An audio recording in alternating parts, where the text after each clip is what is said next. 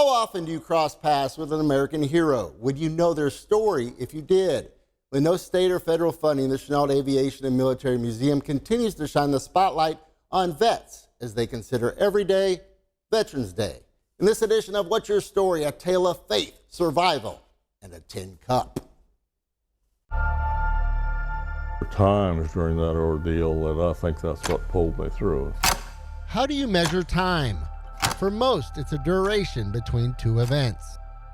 There's 7 years that I try not to think about.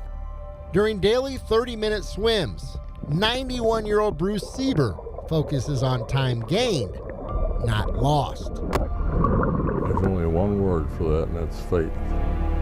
You have faith in God, faith in your country, and faith in your fellow man. If you don't have that, you're lost. The good old days. Bruce's cup has runneth over. His remarkable story takes off as a young daredevil pilot. I think crazy is probably a better word. Seeber's aviation resume featured 13 ocean crossings in a single-engine plane. I don't think fear was really a factor. That changed on October 5th, 1965. As Seeber's plane was shot down over North Vietnam. I prayed a prayer of thanks to God, and a feeling came over me that I've never had before or since. There was no words spoken, but there was such a feeling that I knew I wasn't alone, and I knew that I was going to make it through that ordeal. The captain spent his first 6 months in solitary confinement. They gave you a set of pajamas, and they gave me that cup and that spoon. The first few years, it was a starvation diet. As a prisoner of war, Bruce's days turned into weeks, months, then years. It was 7 years, 4 months, and 11 days. With his young family back in West Monroe, Seeber refused to let his will or his pride be shattered. You don't enjoy it and whatnot, but I don't think there's any reason to be bitter about it. I mean, it's you were mistreated and tortured and whatnot, but you know, that was part of war. On February 12, 1973, Bruce and his cup were heading home. Yes, they didn't seem to care, you know. I guess they didn't have any use for it.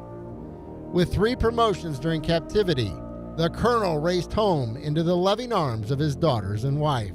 I don't think I have the words to describe that, but it was wonderful. It was quite an experience.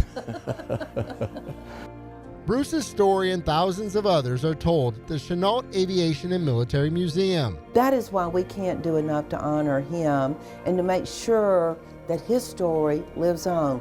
Without this museum, nobody's going to know about those stories anymore.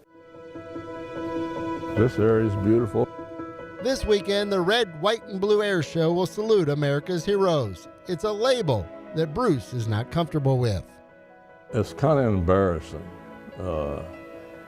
I consider I was in the wrong place at exactly the wrong time. And those that lost their lives, I think, are really the heroes.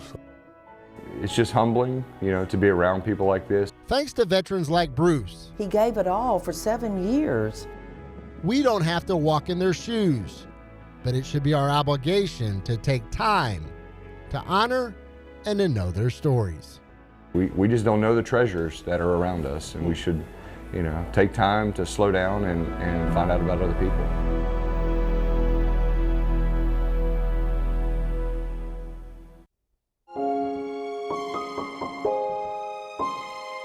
That is Bruce's story. What is yours? Or perhaps you know of a great human interest story that needs to be told. I would love to tell it. Just drop me an email at aaron.dietrich@knoe.com.